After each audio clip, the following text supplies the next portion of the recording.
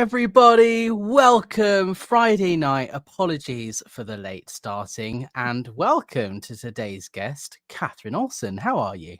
I'm great, Alex. How are you? Good, thank you for joining. I'm really excited about this. So for those of you who are unaware, I just started this new series, which is a day in the life, because I get asked all the time by different people, what do Sea Org members and staff members actually do all day? Like, we're familiar with the OSA tactics, we're familiar with the idea of book selling and so on. But like, what does a typical day look like for different people in Scientology? And so I thought a good way of exploring that is to get people on the channel to talk about what a typical day looked like in their different roles inside the organization at different levels, because there are some things that are very similar, that are the same, regardless of whether you're international management or in an advanced organization or city level church. And there are some things that are vastly, wildly different. And there's also a lot of similarities and differences in how that affects you from a coercive control standpoint. So the first episode was with Mark Fisher the other day, and that was really cool to hear about Captain Davey and what he does every day and what Mark Fisher was doing when he was his effectively personal assistant.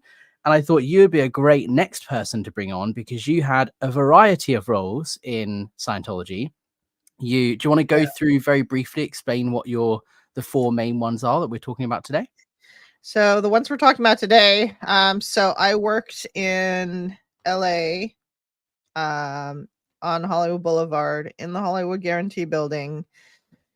And I was in what was called Senior HCO International, and HCO is Harbor Communications Office.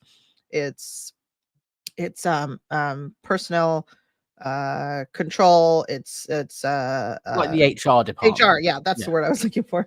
Human resources. Yes. And they also handle the ethics. That's where the ethics officers live. Yeah. Which is in HCO. So I was in Senior HCO International, which is the part of the organization that is responsible for every other HR HCO in every org all over the world. Yeah.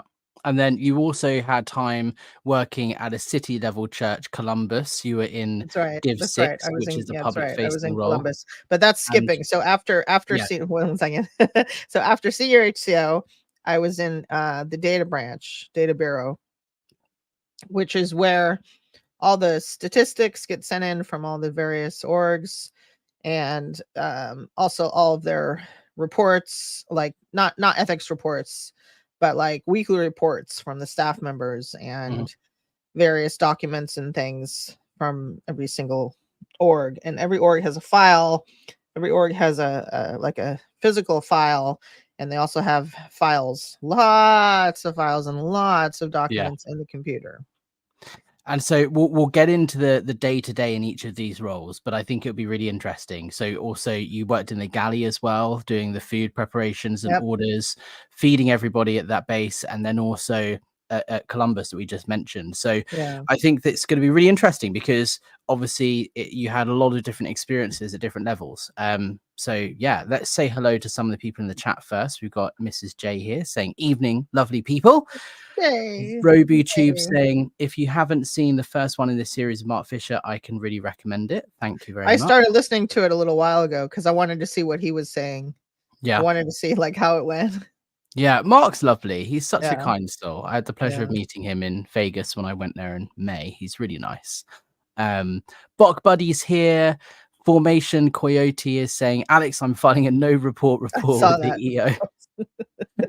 This lateness is unacceptable. Well, I am officially a PTS type D, so you know what can you expect? You should file one on me too, because I slept in this morning. So despicable. So A Janson's here, Paintbox Tunes, Cricket Cinema, Bear's Mum, hello. Thank you, AT Chick as well. I'm going to be starring comments as we go along, and we will bring them up when it's relevant or towards the end. So why don't we start with where we started with that role in HCO? So when you were at the HGB, was it the HGB that you were at for senior HCO? Yes. Yeah. Yes. Yeah. So you were, the berthing is a different building in LA. So That's right. start at the beginning of the day, like what time did you wake up, where was muster, like, and then what time do you leave in the morning, that sort of thing? So I woke up at excuse me. So let's see, when I was in senior HCO, God, that was a while ago. I think I woke up at around maybe 8. Mhm. Yeah, probably 8:30. Muster was generally at 9 or 9:30. The schedule varied over the years. And was muster at the HGB or was it at Yes. the berthing? No, not at the berthing. So I wake up. Okay, so let's see. So I lived in a dorm. And when I was in senior HCO, I think I lived with maybe 4 or 5 other people in a In the dorm. same Pretty, room? yeah. Yeah. Oh yeah. Yeah. In the same room, in bunk beds. How old These were you at this wonderful. point?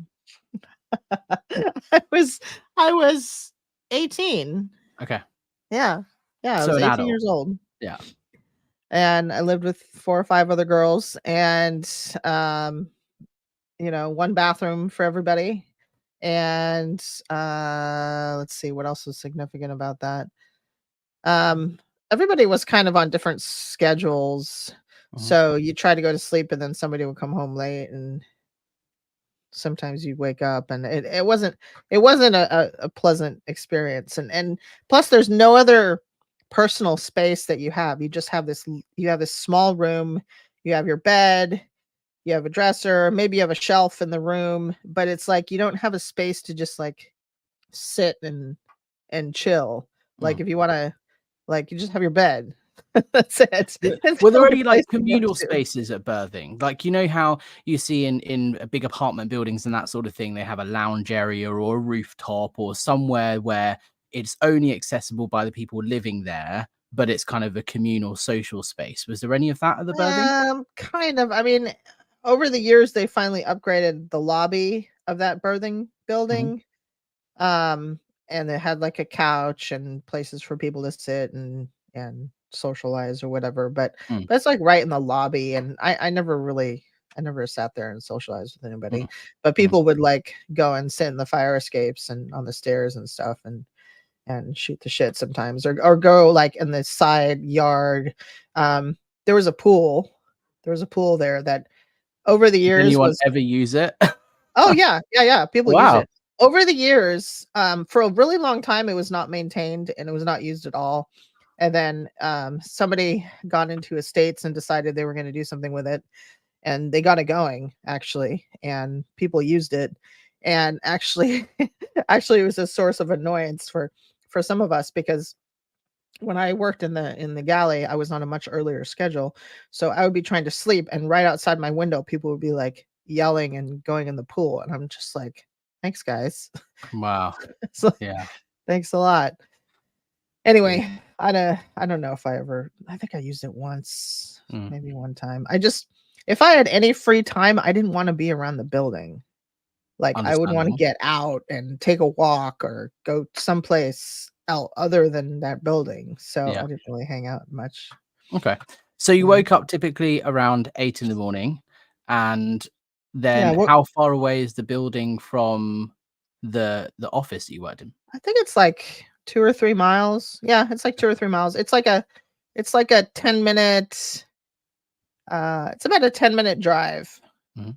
10-15 minute drive But you from the didn't bird. drive there in your own car. There was a bus No, no. system, So right? there's a bus that picks up everybody, and I was thinking about this actually before the live stream about the whole bus thing, because people would be running to the bus. Like you'd always have people running to the bus trying to make the very last bus so they wouldn't be late, and How they'd be how often, like their sorry, just tie is coming off, or they're like, their hair is soaking wet because they just got out of the shower or whatever. Every single day you'd have people like this. Jeez. And how did the bus system work? Because obviously there's a lot of people staying in this building, and then there's a lot of people working in the other one. So it's a private bus service, but was it like Yeah. a set time? There were 5 Yeah. buses there at 8:10, or was it like there We was had one 2 every 2 buses. minutes for an hour, or Yeah, how we did it had work? 2 buses that would just make runs, and it was pretty regular. Like, they were supposed to leave at certain times, and the drivers would really try to leave at those times, because if they didn't, they'd be late for the very last very last bus run. Mm, And you just have staff like running after the bus trying to make it, because also there's different muster times in the building, because this building had like 500 Sea Org members, 4 to 500 Sea Org members working in it. mm, And plus, at that time, we had the International Training Org, and we had students that also had a different muster time. And so there was all these different start times, start of course rooms, start of muster, start work, whatever. So people would have, each unit, each area would have their own schedule. And so if you were late, you'd be sent to ethics. mm. So you'd have people like running after the bus because they're trying to sleep until the very last minute, get up at the very last second, and catch the bus. And then you have this other really funny thing, which is there's such status is like a really big thing in the Sea Org, and probably, yeah, staff too, I'm sure, and even public. Just in Scientology in general, status is a huge thing, and Yeah. especially so at the part of management where I worked in upper middle management, which is right under international management and gold, which is where Mark and Claire worked. Yeah. And actually OSA International is part of the level of where I used to work. It was in the Mhm. building where I used to work. I used to see Mike Render when he was there. And so you have these different levels of not different levels of management, but you have these different kind of levels of organizations and different parts of the organization. Like the Commodore's Messenger organization is like senior to everybody, and then you have like these brevet ranks, right, of the Sea Org, which are like you have what's called a programs chief, which is a person who just is responsible for a certain amount of orgs Sure. and the different programs that are going in those orgs. And that person would be given a brevet rank of was it lieutenant commander or something? You have like 2.5 bars, stripes on your shoulder. But it's not like they earned that rank. It came with the post. Yeah. And so they would like be like, okay, we should be in the front of the line. But then the CMO thinks they should be in the front of the line. But then, you have senior HCO come along later on, and they're like, oh no, actually we should be towards the front. Like it's so status Petty. oriented. So you'd have like you'd have this is really funny. You'd have this line of staff on the sidewalk, right? And this whole line of staff. And then you'd have this little clump of people at the very head of the line trying to get in the bus first. Jeez. It's And like then children. It's very yeah, petty. yeah, Yeah. it's really, Well, really petty. It's like, just everybody just stand in line and you'll get yeah. in. Because then you Yeah. have all Well, these people trying to get in. Anyway, we so Brits know how ridiculous. to form an So orderly ridiculous. queue, so maybe we maybe you need to send some British Yeah. people on mission over there to sort it out. Yeah, right. What would happen if you missed the last bus? Would someone come and pick you up from Birthing, or would you have to walk, or would they You'd send a have to special find bus? no, you'd have to find your own way in. I mean, there was Jeez. some staff who had cars. Like I actually knew the staff that had cars. So if I happened to miss the last, the last bus, I'd Mm, be like running around looking for people going in cars and try to get a okay. ride in somebody's car, and maybe the car is full and you miss it. You end Jeez. up taking like the city bus in, and you're like half an hour late because it takes that long. You have to walk to the Yeah. stop and walk back. Wow. So yeah. That's insane. I was actually when I was in senior HCO, I was on this like ridiculous schedule where I hardly slept, right?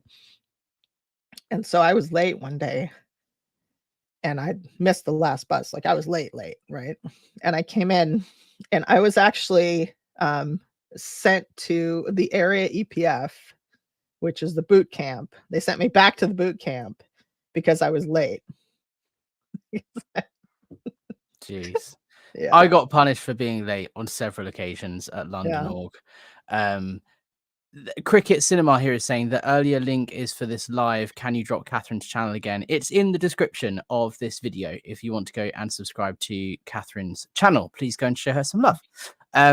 Okay, so you get the bus, you arrive at the building, and then you have muster. I saw someone asking, what is muster? We have this in this is something that's similar at every single Scientology org, whether you're a Sea Org member or a staff member. It's basically like roll call. It's where all the staff gather and they check that you're there, like an attendance thing. And sometimes you do different things, like there'll be Chinese school where you have to like repeat something or like learn, or you talk about stats and like, okay, what's the battle plan for today? It's just like a morning meeting basically in a normal company. Yeah, and if you've ever seen if you've ever seen like a military muster, how they stand in these rows of people, right? And the head guy stands at the front and everyone's behind him or whatever. That's how we stand. That's so funny. So at London Org, right, our muster was in the Div 6C area downstairs by the chapel, where there's desks and there's chairs. And it would always be like there was a whiteboard at the end. The ED would come in, executive director, stand at the whiteboard. We'd all be sitting down, eating our breakfast, like while we're getting on with the muster. And it was all very informal. And then there was a Sea Org mission one time, and I can't remember what it was. Just imagine. Yeah, but the Sea Org bishop came in and we got absolutely slated. We were like, no, this is muster. So suddenly we were like, oh, we've got to stand up now. And instead of just going, yeah, I'm here, we had to go, yes, sir. Like when they called the name. And there were times when like my senior wasn't in because he was dealing with something else and it came to his name. And I was just like, oh yeah, Charlie's going to be 10 minutes late because he's dealing with this thing. You know, he said to, yeah, he'll be here in a minute. And I got really told off for that because it was like, no, you shouldn't answer for your senior. If he's not here, he needs to be like, his senior is the one that should blah, blah, blah. And I was like, whoa, sorry. And the ED afterwards came to me and was like, don't worry about it, Alex. It's just, they do things differently at Flag or LA. Exactly. But yeah, so very formal muster. And then where did you have breakfast? Did you have that before muster, after muster? Yeah, that was always before. Okay. Always before. And you'd always have people, and a lot of the time, actually when I was in CHCO, we didn't muster in the dining room. We mustered up like in the hallway outside of our offices because it was a small group. But for a lot of the time I was there in that building, we would muster in the dining room, right? So you'd have people, so this is the same story as like the bus. So you'd have people trying to eat until the last possible second. Yeah. And then like put down their cereal bowl or whatever, and then come and stand in line and still be chewing. And like this is the thing in a normal business, right? If you have a morning meeting, which a lot of companies do, like it's totally cool to be sat there with your coffee and you know eating a pastry or something while you're there. That's completely slack. But completely not allowed in the Sea Org. Yeah, that's totally slack. So once you have your muster and they say, yes, cool, I'm here, this is the plan for the day. So Mark Fisher, for example, was saying that after that, he immediately went and did 2.5 hours of study as you were meant to. However, that didn't happen when he got closer to David Miscavige. So what was your schedule like at Senior HCO after muster? Did you get some study time in? So again, because there was all different units in that building, there's not enough space in the course room for everybody to study at the same time. And plus you have people on different shifts doing different things, and you're not going to have everyone gone from their post at the same time on study. So let's see, when I was in CHCO, sometimes I studied in the morning. And actually, if you studied in the morning, you would go to you just go to the course room and you do roll call there. You wouldn't go to a muster or then go to the course room, because in the course room, they also call everyone's name. Actually, they call everyone's name in the course room. The musters I always went to, they didn't do it by name because there's too many people. They do it by division, like, you know, like HCO report, and they'd say if everyone was there, who was accounted for or whatever. But in the course room, they'd call out everyone's name. So if I went to study first thing in the morning, eat, go down to study, go to roll call, and be there for the roll call. Then you'd study for a couple hours. And I did that sometimes. It was very sporadic. I mean, there were big, a lot of time periods where I wasn't going out to study at all because I didn't have enough sleep or there was too much going on or whatever. And that was a lot of the time when I was in senior HCO, actually. So, yeah. Okay. There wasn't a lot of stuff in there. So what would you be doing after you've got the kind of that stuff out of the way? Because say you did your muster, then you did your study, then you had lunch. You'd then have 8 or 10 or however many hours to fill with work. That's But right. what actually was work? Like, what did you do? Were you sat in front of a computer sending emails? Were you in meetings? Like, what did a typical day look like on post? So let's see. So I had several posts when I was in senior HCO. So I was at one point, I was senior personnel officer international. I kind of moved up to that post and I was there for a couple of years. And what I did was, let's see, what was I working on the most? So there was every single org has programs written for it from management. And at that time, they were written by int management, and then they were given to us to get done in the orgs. And so I was in charge of like recruitment programs and recruitment. When people talk about recruitment in Scientology, you tend to think, oh, that's just to get more Scientologists, right? But when you're in Scientology or when you're in the Sea Org and you talk about recruitment, no, that means recruitment for staff. Yeah. That means you're joining staff. That's one thing that, sorry, I just wanted to clarify on that, because when I talk publicly about my job being recruitment, that's using non-Scientology language. My job is to sell books and recruit people into Scientology. But for a Scientologist, the word recruitment doesn't mean getting new people in. Recruitment actually means recruiting for staff or for the Sea Org. That wasn't my job. So the word has a different meaning in Scientology to outside Scientology. But you're talking about actually getting people to join staff and join the Sea Org. Yeah, they use it the same way the military uses recruitment. You recruit someone from the military, you're joining the military. You recruit somebody for staff for Scientology, that means you're joining staff. You're going to become part of the staff or the Sea Org, right? So I was in charge of that, like internationally for every single org. And I was thinking about this morning, actually, before this live stream. And I was thinking, okay, so I was 18 years old. I was a high school dropout because I dropped out to join staff. I had my education was very limited. I'd never done any of this type of work before. And I think about it and it's like putting someone who has no education, no training, no nothing into a major corporation and saying, you're now in charge of every single HR unit in the world for this corporation, for McDonald's or something, right? And your job is to get them to get more staff. And you've never done this before. And you're like, okay, what do I do? Make it go right. Yeah, exactly. And I ended up in so much trouble when I was in senior HCO because I didn't know what the fuck I was doing. Yeah. And I tried, I was like, okay, I was like willing. I was like, okay, I want to be a good Sea Org member, and make it go right and do my job and everything. And I just ended up in so much trouble because there weren't enough people joining staff. So when you say like in charge of recruitment and people joining staff, like how would you go about that? Because, for example, if we were in London Org and we had a post to fill, like I wanted to recruit someone to be the bookstore officer or someone in my division, I could go and recruit that person, from the course room or whatever and get them to sign their contract. And then we just send it all up. Like there was very little. It's not like people from int management would come to the org and tell us how to do it or whatever. But obviously there are these programs and stuff. So you're responsible for me recruiting someone onto staff, but I never would have spoken to you. So how does that look? How does that work? Right. And I'm not allowed to call you.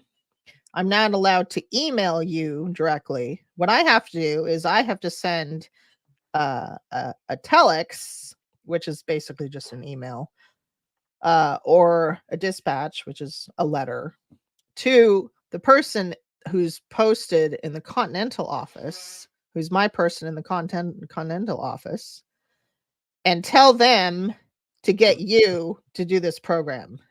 Get Alex to do targets 1 to 10 of the recruitment program and report back to me.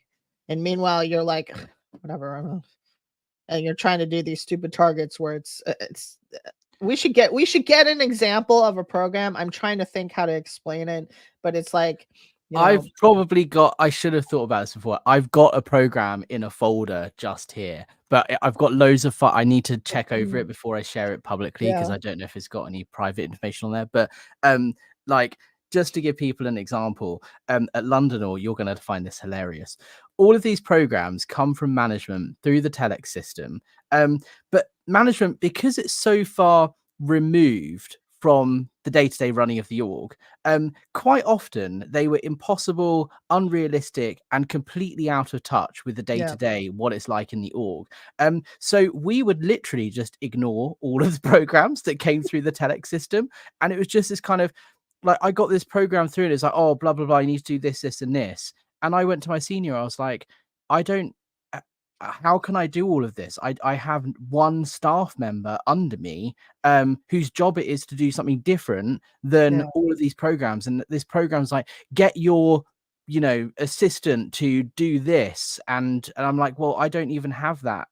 And like, you know, if I do that, then that means I can't go out and sell books using the stress testing. So my stats are going to go down. So do I follow the program, or do I get my stats up? And so there was a universal thing at the org to just ignore the telex system. That sounds like the UK, actually. Yeah, the UK. It's funny because when okay, so in working at management, you have like a kind of like an overview, or you have specific things you think about, specific areas, and the UK is like notorious for just ignoring management, like doing our own thing. Ignores management and does their own thing. Everyone else will be kind of good and be like, okay, well, we did these targets, and then you have a thing called compliance reports. You remember those? Where you have to like if the target was to read specific policies or something, read these recruitment policies and do a compliance report. So you have to read them. You for the compliance report, you like make a list of the words that you cleared, meaning you look them up in a dictionary, and I don't know, attach an essay about how you're going to implement this policy, and attest that you read it, which just means I attest that I read it, and you sign a piece of paper saying I read this program. Or you get like a checkout on it, and you have another person ask you questions about it, and then they attest. Anyway, it's just a bunch of like paper pushing, like literally it's paper pushing for the sake of paper pushing. And there'd be a person in the org whose job it was to get these sort of compliance reports from the staff, which is the flag rep. And that's their stats. So if they have a lot of compliance reports, so they want all this paper, they want all this stuff, because then they're getting killed from their senior in the cont, or where I was at. So the flag officer at London org, they are, so every city level org has a Sea Org member or two, or sometimes more, and their job is to make sure the org is being run correctly. So they are to watch everything and send reports up lines. And so the flag officer is the person who would be like sending reports to you to say, we've done this, we've done this, we've done this. And they would be like, Alex, you've got this program that you need to do in your telex system that's been there for 6 months and you haven't done it, and you need to do it now. And then we just work out a way that she could send a report to say that I've done it, even if it wasn't quite done as planned. But it was kind of, we just did our own thing. That was a London way, wasn't it? I have found a report, but it's not It's not a compliance report. It's one that I'll bring up later. But okay. okay, so you're getting all these reports, you're sending these reports, and that's kind of admin stuff. Yeah, that like that's what you're supposed to do for every org. And so you have a file for every single org, and you'd have the program, you'd have their program, and then you'd have all the compliance reports and all the emails, telexes, dispatches that you sent out on this program, trying to get them to do the program, right? And generally you'd have almost nothing done on the program unless you had a flag rep. You had a flag rep in the org, and then you'd have like all these compliances, because it's like their thing to get compliances, right? Yeah. But you could have tons of compliances and the org still has like almost no recruits. Like they can do this whole program, yeah, and because end up they're with busy. Because nobody. they're busy doing all these bloody programs and sending reports rather than actually Right. recruiting people. Right. And this is what I find really funny is Scientology believe they have this admin technology which was developed by L. Ron Hubbard, which is the most effective, efficient way of running an organization. There's an org board, and if you Yeah. follow this procedure, it will make the org boom and thrive. But it's actually the complete opposite. It's so inefficient and just filled with unnecessary bureaucracy and dev T, to use a Scientology term, develop Yeah. traffic. It's nuts. But okay, so you had the admin side. What else did you do on a typical day? Let's see. Okay, so that's the programs for the org. So the other thing that I was responsible for at that time was getting people to the int base. And what that means is there was a whole unit under me that was called the clearance unit that would basically get people from the various continental offices, flag, other Sea Org orgs, things like that. And they would check their qualifications, and then they would security check them, give them extensive confessionals to make sure they're not hiding anything, blah blah blah. And then they would send them to the int base to get posted up at int. So that was under me at the time, and I was very often completely sucked into that. So here's the other thing about being in management, and and it's the same thing with being in a class 5 org like you were.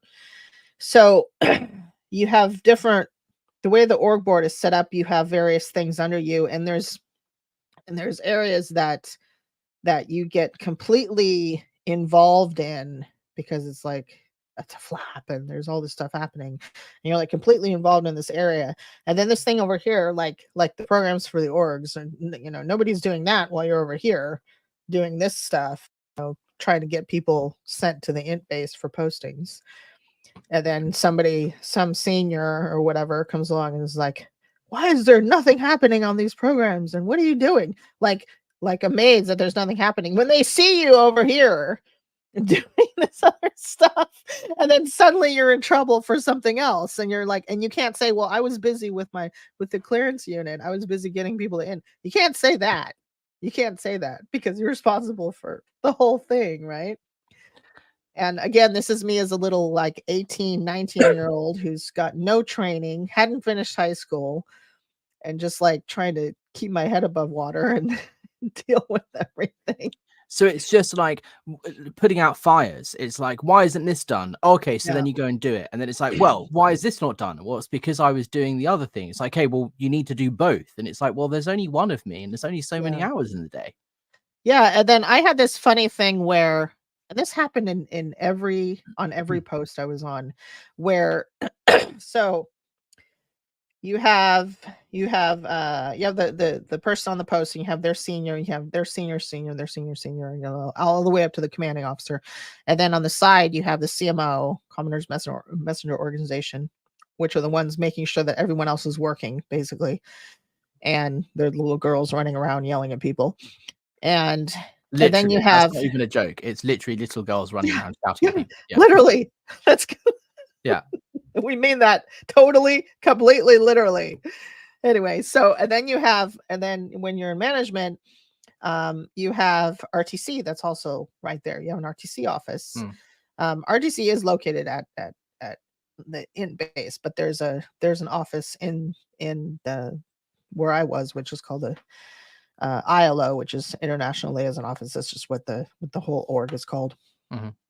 And there's an RTC office. So then you have, people from RTC ordering you, and you have all these different people that are giving you orders. And you're supposed to only take orders from your senior, but CMO can order you, but RTC can order you. All these people can order you.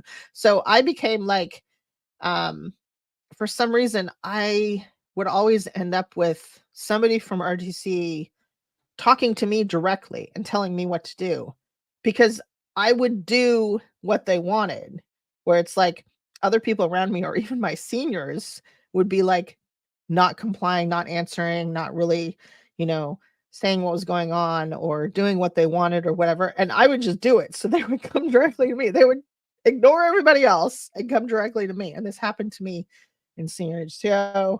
This happened to me in data. This happened to me in the galley. It was so ridiculous.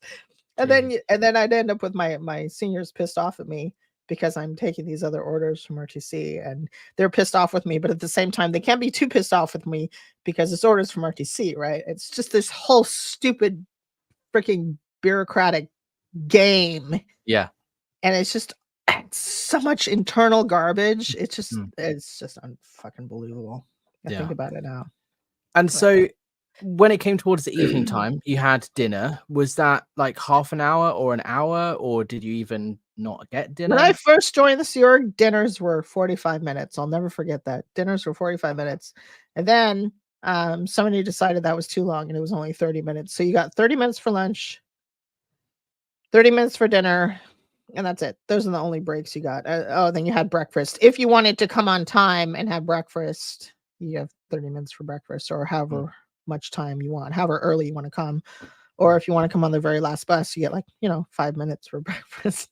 Jeez. Yeah. And so you have a quick break for dinner and then you go back to post. Then you and go back to work. what time did you on average finish work? 12 midnight. Yeah. Wow. And then there would be buses running to take you back to the berthing. Yeah. And for a while, everybody, you'd have these phases where everyone's in trouble and you have to do more work and you have to stay up late. So everybody would be staying, like your usual time to go home would be like, 11:15 or 11:30, and be like, nope, everyone's going to stay an hour late and go home at 12:30 right now. So. And what happens with the bus schedule then? Because like do they just have buses running until 2, 3, 4 in the morning when stuff like that happens? No. Again, it's different units had different schedules. So you'd have people starting earlier, going home earlier, and if you had to stay late past the last bus, you were just screwed. You had to take a cab home or get a ride or whatever. The amount of cabs I took home, I remember when the cab ride used to cost exactly $5 to get from the Hollywood Guarantee Building to the berthing, and I took a lot of those over the years. And one time, this is really funny. One time, I got a ride from someone in the States, like in the van. They were going to do something else. And they're like, oh, I guess we can drop you when we're done or something.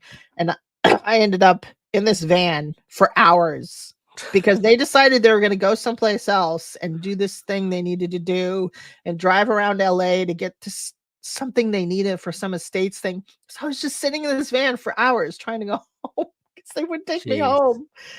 Yeah, it was ridiculous. Wow. So ridiculous. Wow. Okay. And then, all right. So that was your job at Senior HCO. Do we want to talk now about what did you do next? Data? Yes, I did data. So I did data from 1998 to 2005. Okay. So, and what is data? What does that job look like? Data is, so you have the orgs have to send in their statistics, have to report their statistics every single week. They all get graphed in a computer. There's like all these different, each division has graphs showing their production. And then there's all these reports that the staff are supposed to send in. So when I was in data, I actually wrote a lot of the reports, like the questions for the reports. and did this whole like research on policy, and I put together this whole thing where it's like, okay, this is what these different staff should be reporting, and like formulating the questions that we want them to answer every week.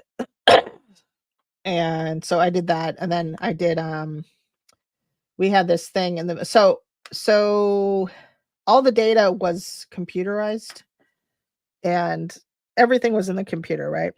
And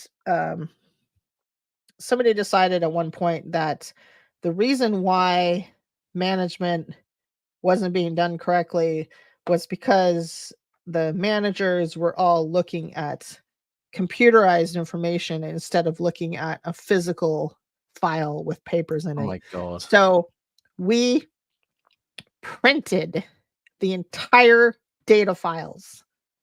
And this And that's why I've got this here. That's right. That's right. We had to print everything. And they're doing it to this day. To this day, they're still printing stuff. I mean, they've reduced the amount of stuff that they're actually printing because it just was fucking ridiculous. It's ridiculous. Yeah. We took like a week, and it was like we were like staying up around the clock to print the data files and put it all into folders. And I was just like, at the time, I was like, this is the dumbest thing ever. I thought it was so freaking stupid. I'm like, everything's on the computer. So you're saying the reason why management's not working is because they're not using these folders. We'd have these things over the years where it's like middle management is blamed for the orgs not expanding because they're not following L. Ron Hubbard's management technology. So you'd have these things over the years of, okay, everyone's going to study like this pack of L. Ron Hubbard policies regarding management. You have to study all these. Okay, now you have to method 9 word clear all of them, which is like a pack of references like this, right? And method 9 word clearing is where you read, you have two people sitting across from each other, and you read out the material, you just read it, and if you stumble on it, or if you mispronounce a word, or if you hesitate, or if you have some like you're like adjusting yourself, or you go like this or whatever, be like, oh, stop, okay, stop, what word did you not understand? And you have to find your word, and you have to go through this whole thing of making sentences and this whole like word clearing procedure, and then you reread it. And I did this, I kid you not, I did this with a pack of references that was this thick. And it took me, I think I took a year to do all that. Yeah. And so I just want to clarify it, because we're talking a lot about reports, right? And in your previous post where we were talking about recruitment, it was all about sending reports out with recruitment. But data is slightly different, because data is not about recruitment. This is kind of how the orgs are operating and what they're doing across the board, right? This isn't just recruitment is separate. So data is specifically the whole org, right? Everything that's going on in terms of their stats. Yeah. Yeah. Everything that's going on in terms of the org, like everything that's happening, like if the org has like they didn't pay their rent, and there's this whole like report on them not paying their rent, or like these telexes and whatever on them not paying their rent, that'll be in the file. Like everything about the org is in the file. What was your official post title in data? My post title was the data collection officer. Okay. So I've got a report here that I'm going to show you. I should have scanned it in, right? This is what it looks like. This is a real life dynamic seminar report. Look at that. Yeah. So this is just to give people an example of the level of detail and the type of report that would go to data. So this was sent to APSA UK. I don't even know what that job title is. What is that's APSA? Assistant Public Servicing Aid for the United Kingdom. Okay. And it's copied in HDF der int, which I'm guessing is HCO Data Files Director International, right? HDF. No. It's HDF. Okay, can we pause 1 second on the HDF thing? Can you star just whatever comment from Irina Posner? Yes. I just want to see, that name is so familiar to me, and I want to see if she's related to somebody that I know. Sure. Yeah, we'll bring it up at the end. Okay, so HDF is Hubbard Dianetics Foundation Director. Director, international. Okay. International, yeah. And also copied in is data files. So as the data collection officer, this would have gone to you, right? And Yes. let's not forget there are however many orgs in however many cities that are all sending this report, Dianetics seminar report, but they're also sending these reports on every other little activity that the org is doing. Right. Book sales, recruitment, HCO, course stats, everything. So it's the Dianetics seminar report, weekend of 12th and 13th of January. Overview. This weekend, we had a great and uptoned seminar.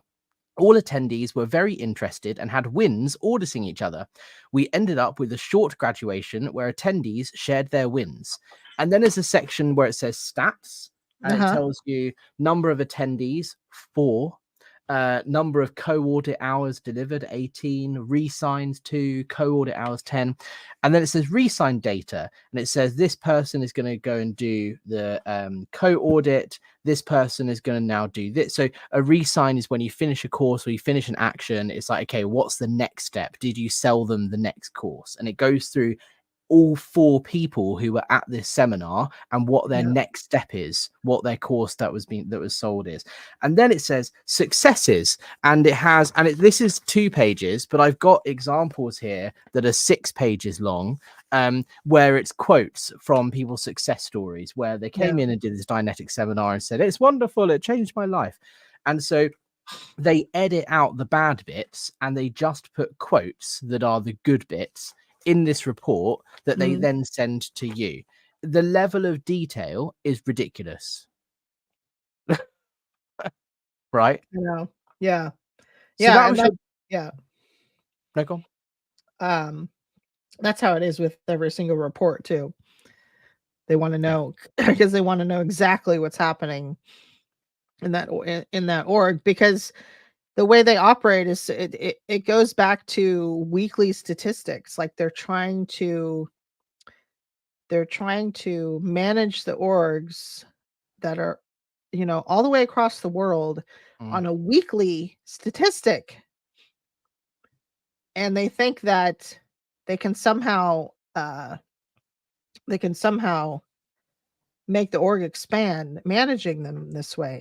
And I'm sure that in successful corporations, nobody manages on a weekly statistic. Oh, McDonald's in London made less sales this week than they did last week.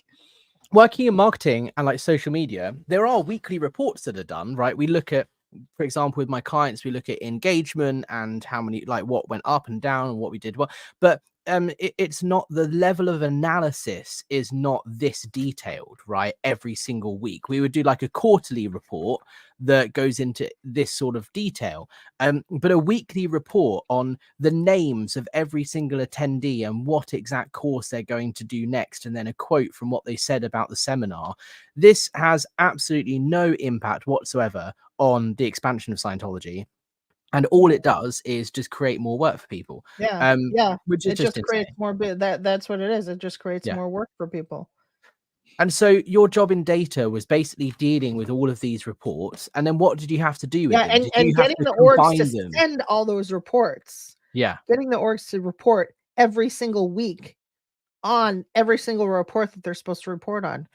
And I mean, I got busted from that post because I wasn't getting enough reports, and actually I got busted from that post when my statistic was going up ever since I was on that post, and I got busted from that post. Wow. So but what did you do with these statistics? Like, because your job in data, did I do with them? I didn't do anything with them. I just got them in. The managers were supposed to use them. So your job was literally just to collect all of these reports and then give them to someone else.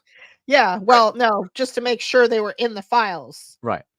Not even give them to people, just to make sure there's in the files. There was another person in data who was supposed to distribute information and get the managers to use the reports and get them to use the files and everything. And it was always like, well, you guys aren't doing enough to get all the information in. And even when it would be a miracle and I would get one type of report in from every single org for for that week, and I'd be like, "Yay, I did it!" For like for one specific report where somebody was like, "We need this from every org, no matter what." Still, nothing would change. Still, it wasn't like some like miraculous like, "Oh yeah, we just got 100 more people into Scientology because of the reports you got in," or something. It was like that never occurred. I refer to Never happened. Exhibit A, 4 attendees. Yeah, yeah, 4. right. Right? And how long is the report? How many pages is that report to talk about This 4 particular people? one is 2 pages, but I've got one here that's like 6 pages. For 8 attendees. For 1, 8 2, people, to talk 3, about 8 people 4. coming in. Yeah. There's one here, 3 people. That's 4 pages. Yeah, it's nuts. I'll have to scan these in and share them. Okay, so that was your life in data. Then what was next? The galley or Columbus? The galley, because I got in trouble in data. Okay. Got rid So of me. I got comment 4 times. 4 comments when I was in data. Wow. So your day-to-day life is now about to drastically change, because now instead of doing lots of admin and paper pushing and reports, you're now in charge of feeding everybody in That's the right. building. Yeah. And there's what, 500 staff. And Well, so yeah, in the building there's 500 staff, and then but we also fed ASI. Anyway, it expanded over the years into like 900 people. 900 people. So you've gone from having however many years experience, getting all of the orgs on the entire planet to send you reports. Before that, you're working in HR, running all of the HR for all of the orgs on the planet. And now, having had no experience working in a kitchen or a galley, you're now responsible for making sure everyone gets fed. You've cooked all the food, you've ordered all of the food. Like, it's a completely different job that you have, again, That's right. zero experience doing. That's right. What 0 what was experience and zero desire to work there at first. I mean, Yeah. I liked it after a while. I thought it was fun. But aside from the physical deteriorating aspect of it, it was fun. Yeah. So But I'll tell you a funny thing too that you just made me remember, which is so I was in senior HCO, got busted from senior HCO and sent to data. And while I was in data, somebody from senior HCO, after a couple of years I was in data, somebody did a whole like review on the time period when I was there, and they came and they're like, "Do you want to come back in senior HCO?"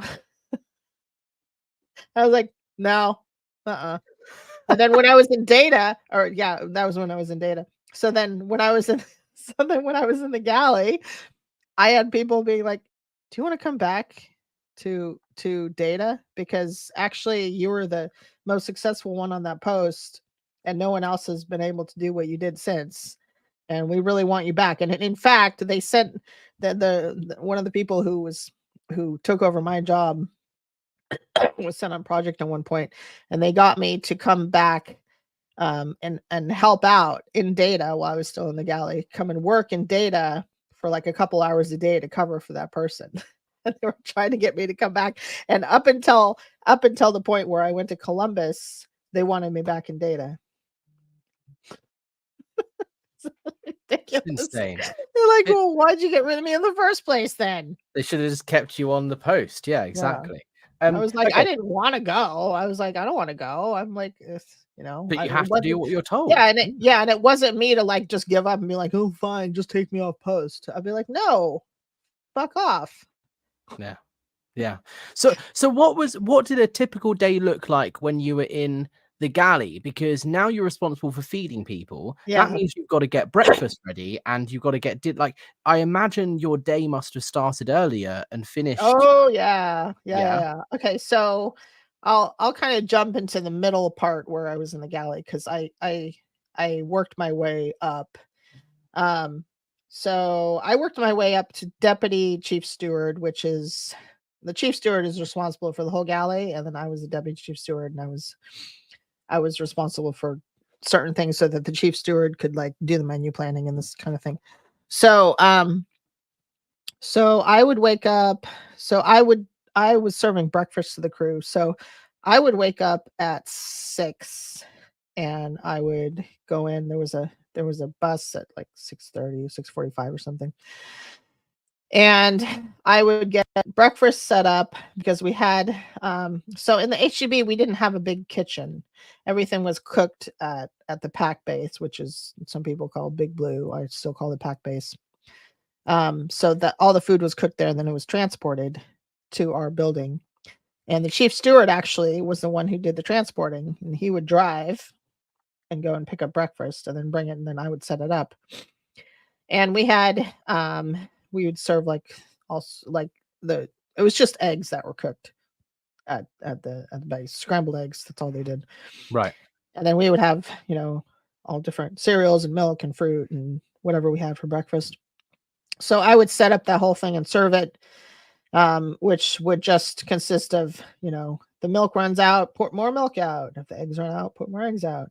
And then I would, I was also responsible for doing all of the breakfast for various like senior executives, like couple of people in RTC, commanding officer, people like that. So, and these people would generally, they would get away with eating their breakfast in their office after the muster, because they would mostly be up very, very, very late. So they would come at the last minute, and then they would hold the muster, and then they would eat afterwards. So while everyone else was in muster, I would be making these breakfasts in the kitchen. So I never had to go to the morning muster. I loved it. I was like, I got to skip it all the time. I was like, yay, I don't have to go. Yeah. So yeah, that was pretty much my morning. And then I would clean up from breakfast and clean up the whole dining room and get ready to serve lunch. And again, lunch was made over at the pack base, and it was driven over, and it arrived in like these like we had these catering type food boxes where you put the pans in and they go on wheels, and they go into a van, come out of a van. Somebody has to lift them into the van, because of course we didn't have proper equipment, where it's like, if you're catering, generally if you're catering for a lot of people, you're gonna have a van where you just drive your food boxes that weigh like 50 to 75 pounds to 100 pounds. You have a way to drive them into the van without someone having to break their back to lift them in and out of the van. We didn't have that. We just had a van where you have to lift up the box, put it in the van, lift it out of the van, put it on the cart or the wheels or whatever. And actually the guy who did that, who's the chief steward, he did that for many years. He ended up with 2 hernias. The year that I went to Columbus, this poor guy had 2 hernias from doing this lifting. It was just disgusting. And all it would have taken to not have him, be physically injured to such a point, just get a proper van. Like, come on. And I actually I actually lifted those boxes a couple of times myself. And I actually have a stress fracture now. Wow. And not just from doing that, but from doing many other, just overworking myself in general for 12 years in that place. And let's not forget, this isn't like an insignificant amount of boxes and food. Like, this is food for 500 people, or towards the end 900 people. Like, this is a huge quantity of stuff here. Yeah, so it's like 8 or 9. So it's like 8 or 9 food boxes. Things like 9 food boxes 3 times a day. Yeah. And to operate a system like that, you also have to clean the pans that the food is cooked in. They get cleaned over at the HGB, they get bagged up, and they get taken back over to the kitchen. So at the end of the night, you have to take everything. So you're actually doing it 4 times a day, because they're just as heavy. Because then you put them in clean bags and whatever, and you put them inside the food boxes, and take the food boxes back to the galley so the cooks can do the whole thing over again. So 4 times a day you're going back and forth to the kitchen. And then at one point we were feeding ASI, which is up the street from the HGB, and we were feeding SMP, which is down the street from Pack Base. And he would have to stop at the two birthing buildings, which is the Anthony building, which is in between HGB and PAC, and he would have to stop at the Hollywood Inn, which is the test center. That's where the test center is, and above the test center is where S&P has birthing, by the way. So at that time, I mean, that's a recent thing. That's like when we were doing this, S&P hadn't started birthing there yet, but he had to stop at both buildings because you'd always have staff who are at those buildings. You'd have people in isolation who are sick. You'd have security. You'd have like people on the decks. You'd have like people running around in these buildings who needed food. So he was making all these stops, and then he was bringing the food to the HGB, and doing this 3 times a day.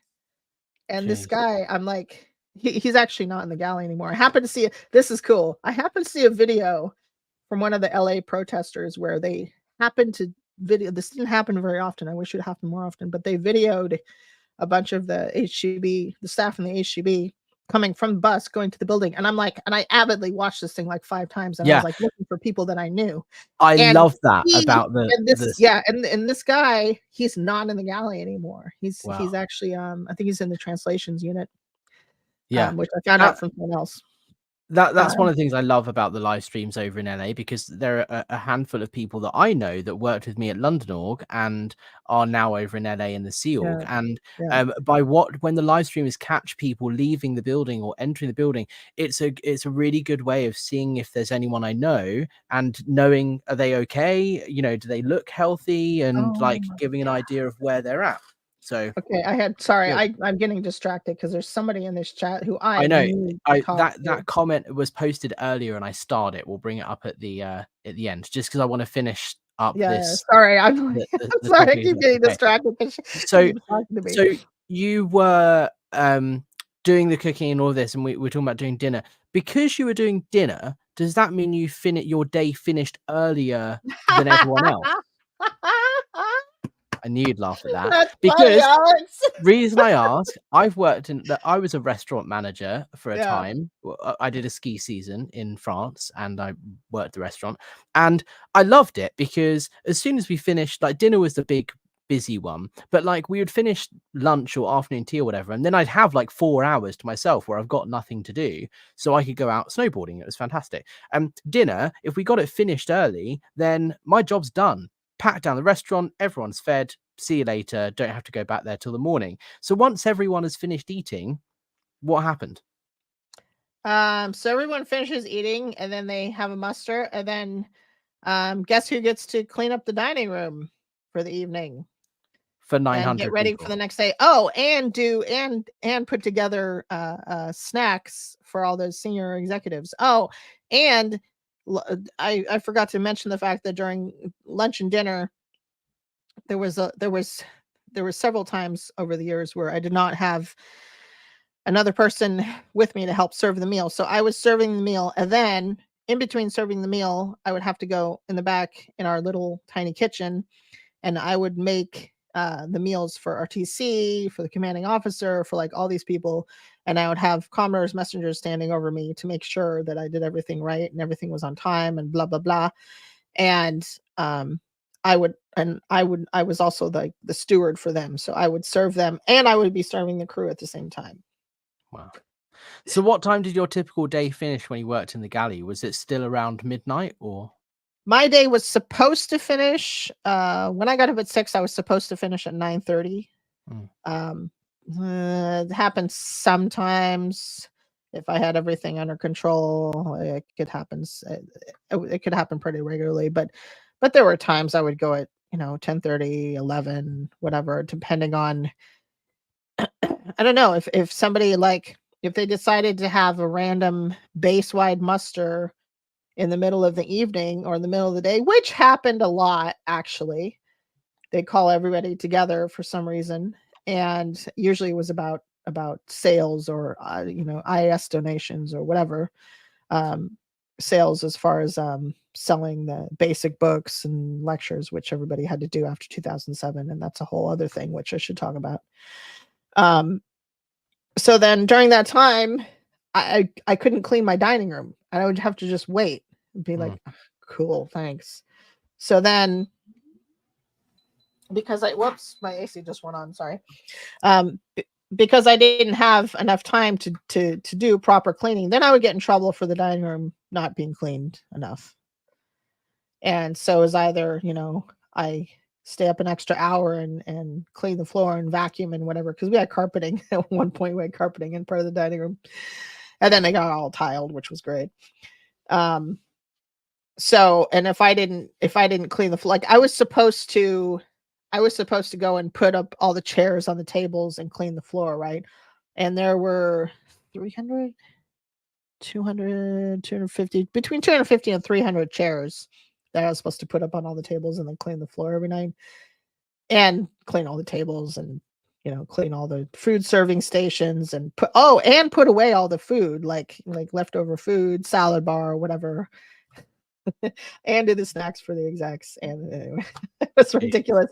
When I think about what I actually did, I'm like, I'm not surprised that I have a stress fracture, really. It's the sort of thing that most restaurants would have a team of people doing. You have kitchen porters, you have like a group of people doing it, so you get it done in half an hour or whatever. But it seems like you wouldn't hire a waitress and say, oh, also you're going to clean the whole restaurant every night.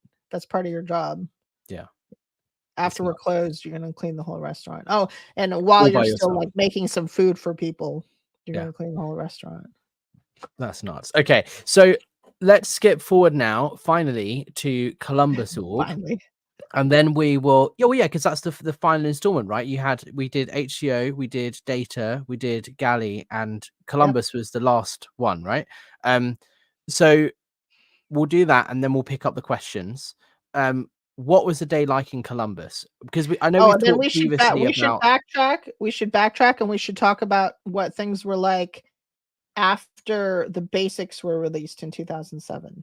Okay. The basic books and lectures, because that changed everything. Mm-hmm. That changed everything. That changed everything for me. That changed everything for the entire base and everybody that was there. Okay, so Columbus.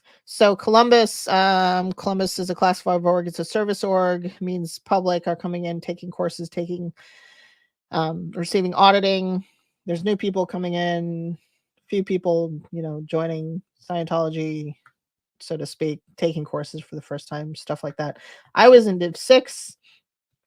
And so I was in charge of promotion.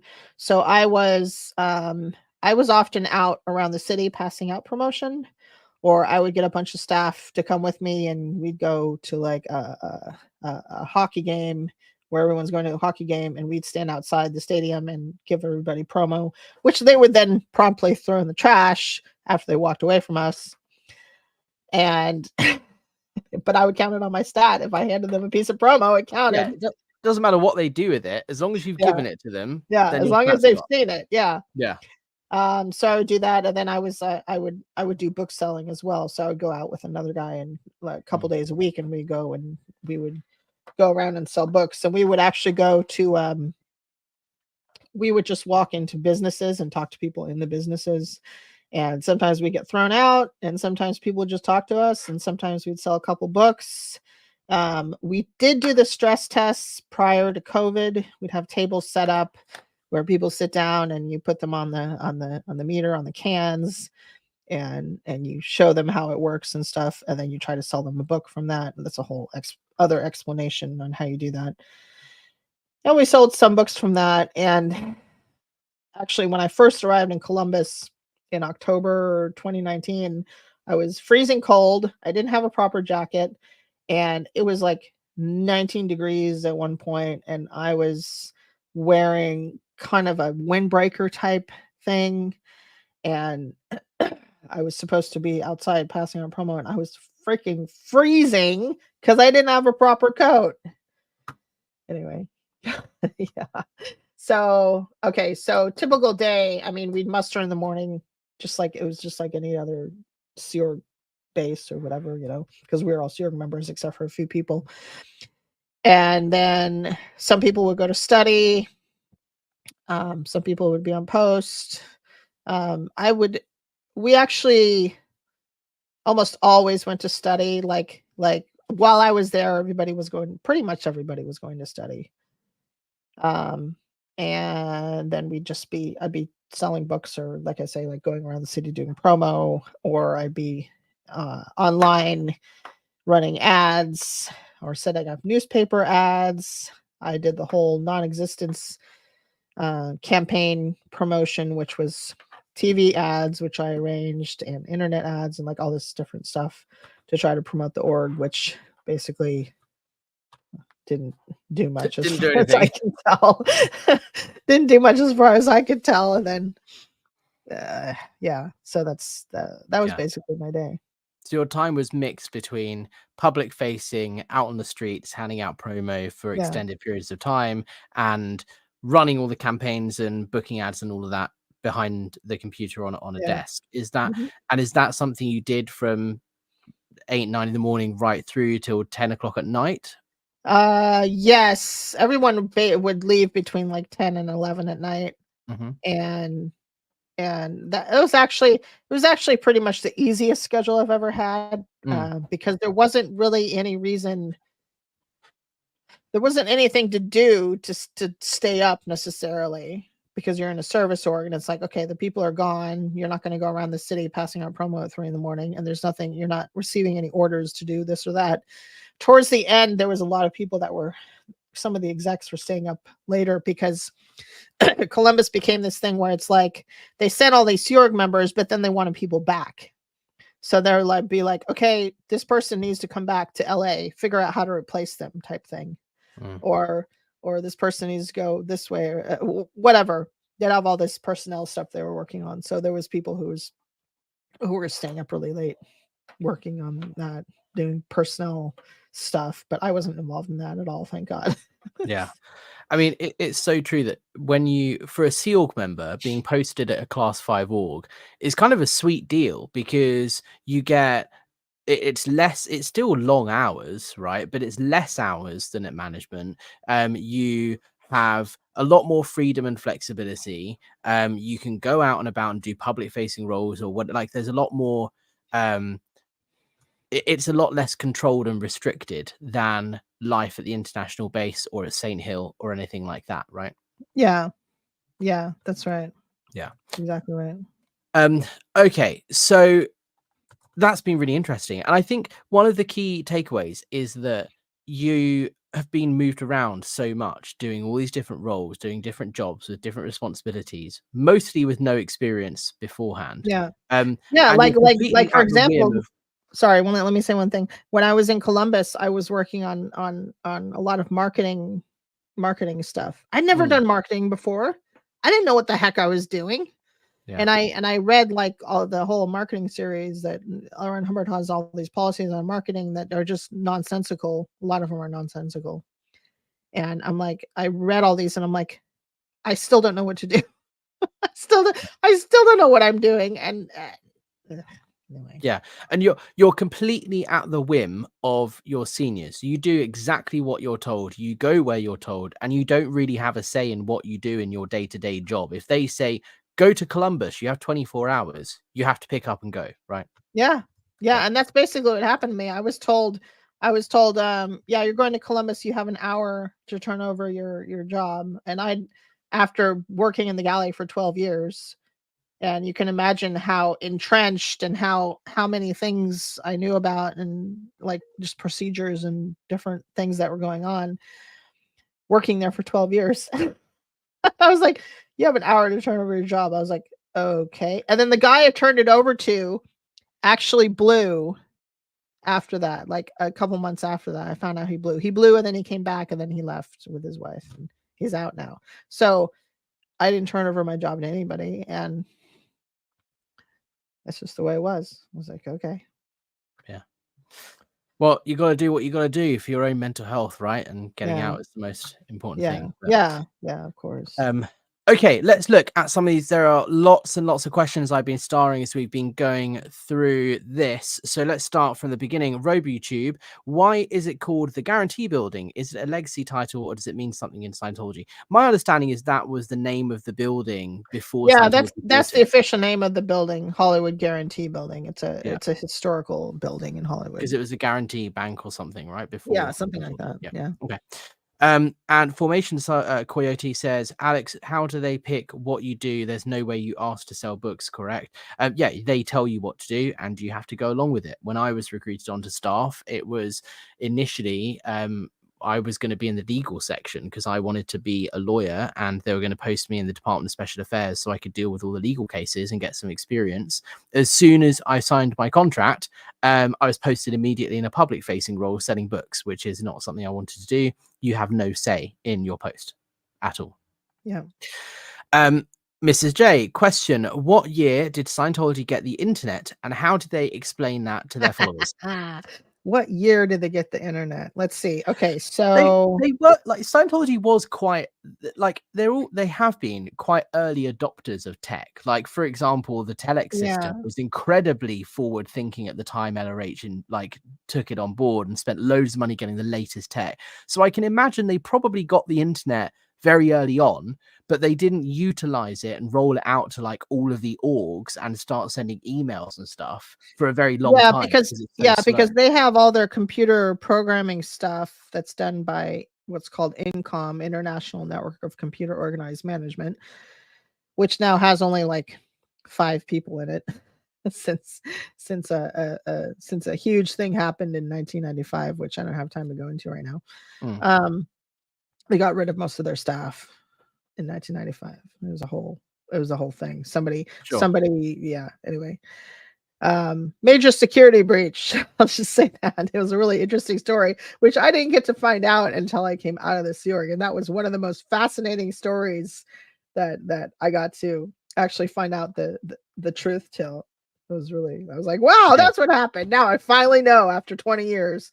Anyway, so yeah, so I think when the internet first came out, I think it was being used in a very limited way by like management and OSA, and then it kind of expanded and became like, okay, you can use it if your post is relevant, like if you're someone who needs to purchase materials and you need to find things on the internet, you can use it. And then they came up with these filters, which OSA and INCOM made, so that if you search Scientology, you can't search Scientology. It just comes up with like a blank screen. You can't search anything on Scientology on the internet.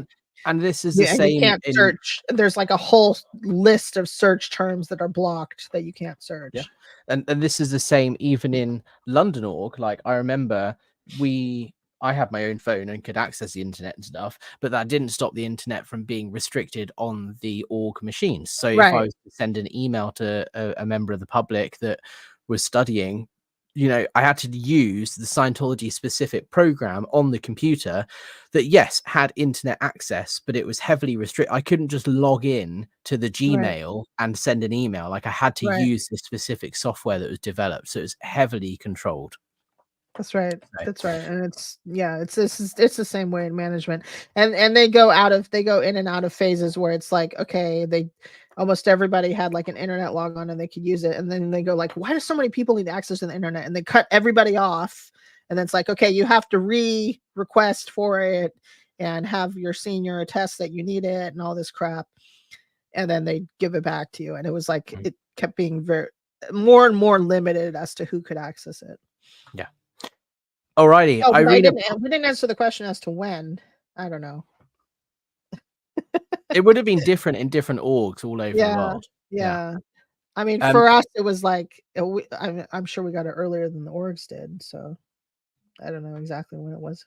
Well, we'll find out. I know someone who's in INCOM, so I'll ask. All right. Irina Posner says, actually, things are bad because they are trying to follow admin policies. Yeah. That's exactly right. They say admin is the solution, but actually it's the problem. Yes. Well, that's the next comment that kept distracting you because it was posted multiple times.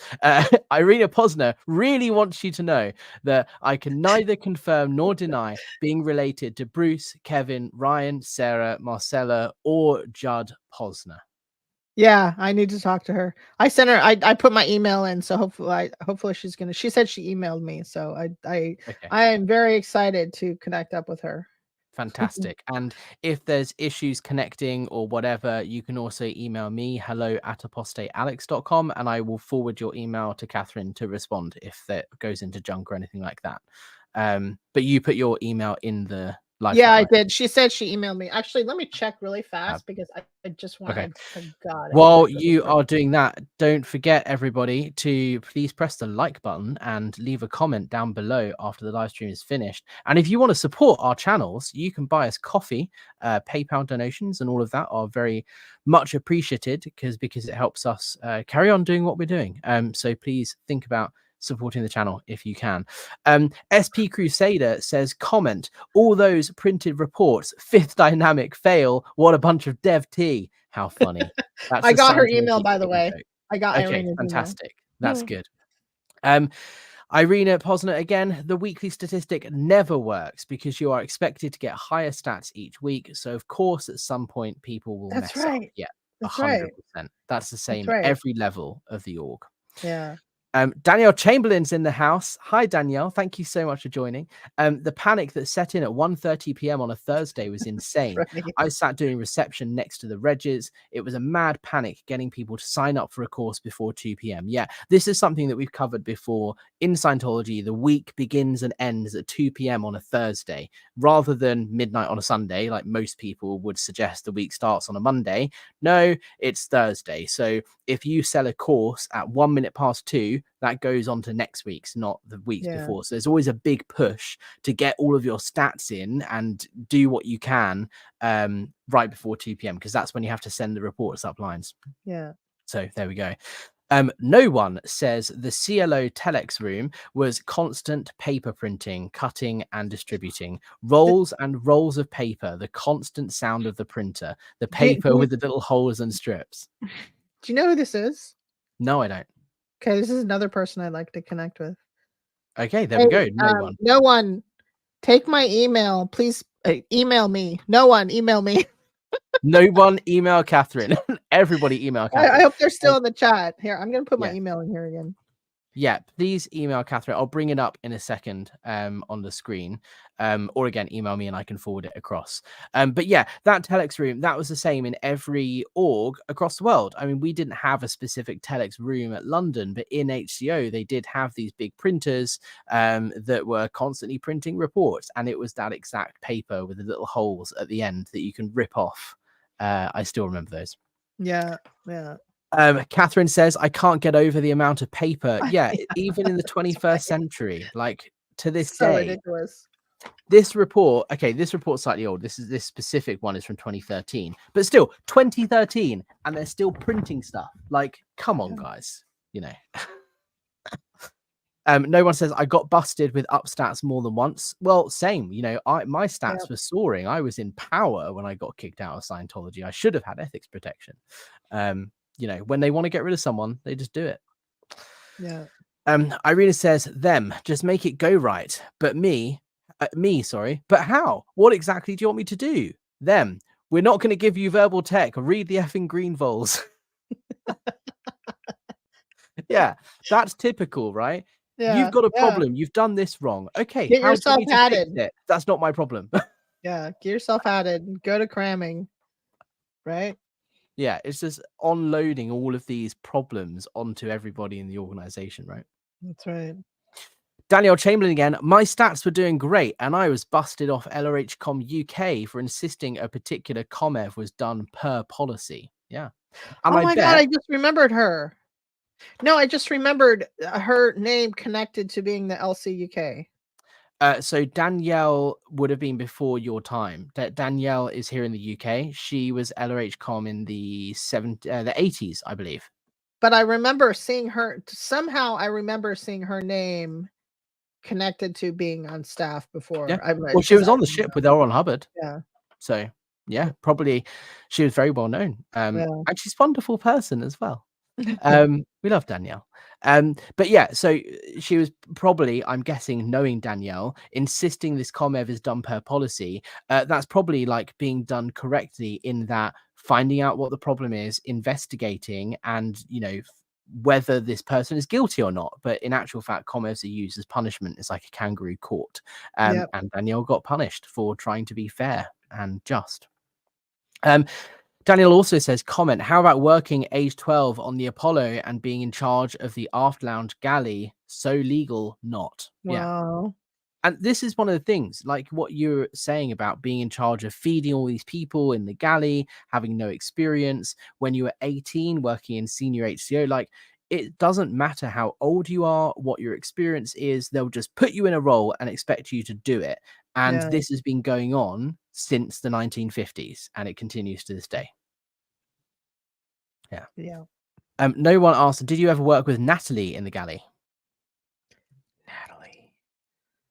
Natalie who? Okay, I need to connect to this person. I hope you're still in the chat. Please email me. Yes, no one said yes, I will. Good. Yay! And this is Catherine's email. Here we go. phoenix.rose2304@gmail.com if you want to contact Katherine. Hank Shackleton, this sounds like a horrible life. My goodness. Yeah, pretty much. But we thought we were doing it for just to help save the planet, help clear the planet, help make everyone clear and operating things and have an OT civilization. So there you go. So when you were scrubbing the floor in the galley at 10 o'clock at night, you were doing so thinking that that's your job, that's the part that you play in global salvation. Like that's literally what goes on in your mind, right? That's right. Yeah. It's disgusting, like how manipulative it is. Yeah, definitely. RoboTube, the role appointments don't seem to have any structure. Was there any selection process for appointments? I mean, there is to a point. There is to a point, but often they'll just take someone who's who in their definition of qualified for the post, they'll just put them there. And qualified doesn't necessarily mean that you have any, formal training or if you've worked in that area before, or it's more based on attitude. Can you do this job? Not are you can you able do this to? job? Or in the case of like being posted in HCO, have you ever blown staff before and been recovered and come back? Or have you reverted to drugs after being in Scientology? That kind of thing. And like in Div 6, there's this unwritten attractiveness policy. Like you have to be relatively good looking to work in Div 6 because they want a good image for Scientology. So they're not going to put someone in a public facing role that, isn't the best looking because they want this attractiveness thing. So that would out qualify you. If you're a scruffy person or, you always have a messy beard or whatever, you just wouldn't be qualified to do that job. Yeah, exactly. It's ridiculous. But yeah, it's much more like, cool, you're good at this, so therefore you would be good at this, even though it's completely different. Exactly. Exactly. Alrighty. Okay, and that's the last one I've got starred. Katherine, is there anything else you want to bring up while we wrap up here? Because I know we've been at this for an hour and a half.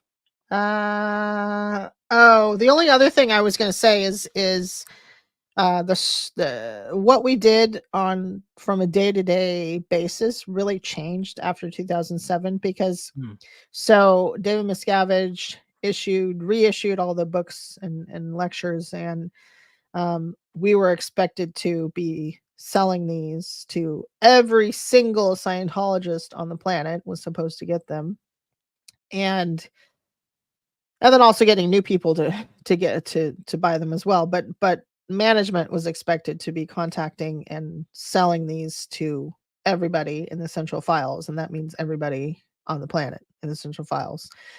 And so this was a huge thing, and people were staying up all night for weeks doing this kind of thing, and every single person was expected to be on this, including those of us who worked in the galley. And I think I was on it for a little bit, and then I somehow got out of it because I'm like, I have to go serve dinner, people. So I would always have to keep leaving and doing stuff. And so they're like, finally, after a while, they're just like, okay, fine, you don't have to do this. But like another example is like before international events, like, okay, so the IAS event is coming up, right? So what this means is that the staff and all the orgs and management are going like crazy trying to get IAS donations and calling public and calling public to come in and talking to public on the phone to get like a crazy amount of IAS donations. And every single staff member is expected to get IAS donations. They're all given a quota of how much money they're supposed to get donated, and everyone's working like mad on this right now, and will be for the next couple weeks. And actually IAS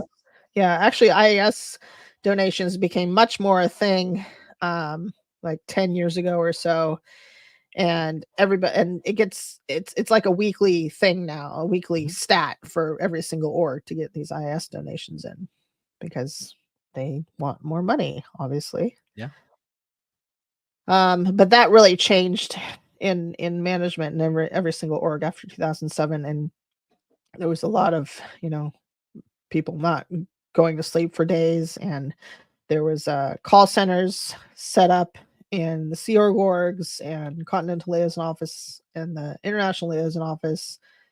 So we set up a huge, the whole building at one point was like a call center. There was nothing else being done in the building for almost a year, except for selling basics, including like all of OSO was on it for almost a year. They weren't doing their usual stuff as much as they would be, because most of them were on this anyway. So and just an example of that, the person who sold, I was off staff at this time, so I was just a public at London org. The person that sold me my basics books and lectures, and the person that recruited me for the Sea organization and got me to sign my 1 billion year contract, was someone in Qual at Flag. Yeah.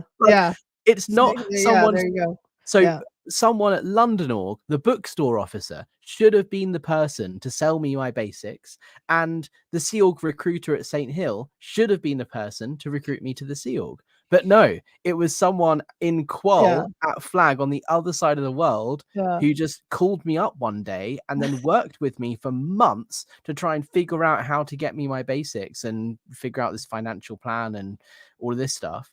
It just goes to show that, like, it doesn't really matter who you are or where you work. You have to do what you can to get money in, even if your job is the cleaner at some org in, I don't know, Taiwan. Your job is to sell basics to someone in London. If that's what you're told to do. And get IAS donations. Yeah. And still do all of your job. Yeah. Somehow. No pressure. Anyway. Yeah, exactly. Final question here. Lupita T says, where can we find your escape story? Do you have a book? Well, we've done a couple of interviews now, Katherine. I think one or two of them, we went through your story from start to finish. You've also got your own channel, which is linked down below. Do you my want to channel, send anywhere in particular? My channel has a playlist on it called My Interviews. So if you go to that playlist and you go like, there's a lot of my escape story towards the bottom of the playlist, and then there's several towards the very top, and in between I'm talking about all sorts of things. But if you want my actual story, I did a very long interview with Chris Shelton that was really good. I did one with Aaron, and I recently did one with the Headleys, detailing out exactly how I escaped. Amazing. So you can find it there. And do you have a book? Not yet. I thought about it. Please write a book. Thinking about it, kind of. Do it. I think it'd be kind of cool. Yeah. I'll put you in touch with my publisher. Oh, that'd be cool. I'd love to see it. You would have a great book. You've got such a fascinating story. But yeah, there's a lot to it, that's for sure. Yeah. Alrighty. Well, look, thank you so much, Katherine, and thank you everybody who joined us for this. I think it's really, really fascinating to hear different people's stories, what life was like in the Sea Org at various levels of the organization. And I hope people watching this who have seen the first episode with Mark Fisher, some of the similarities, but also some of the huge differences. Even though Katherine and Mark were both Sea Org members, there were so many very different parts of their day-to-day life. So I'm going to keep going with this series. We've got an interview with Nora coming up that we're doing a day in the life with her at CC. I've also got Claire Headley booked in for it. and a couple of others that I will announce in due course. But I'm going to keep going. I want to speak to as many people as possible about what a typical day is like in Scientology. So thank Right. you for Thanks, joining me. Alex. And anyone that wants to support the channel, like I mentioned before, give this video a thumbs up, a comment, like it on both Catherine's channel and my channel. And if you want to support financially, buy us coffee. That really helps us do what we need to do. Thank you so much, guys. And we'll see you on the next one.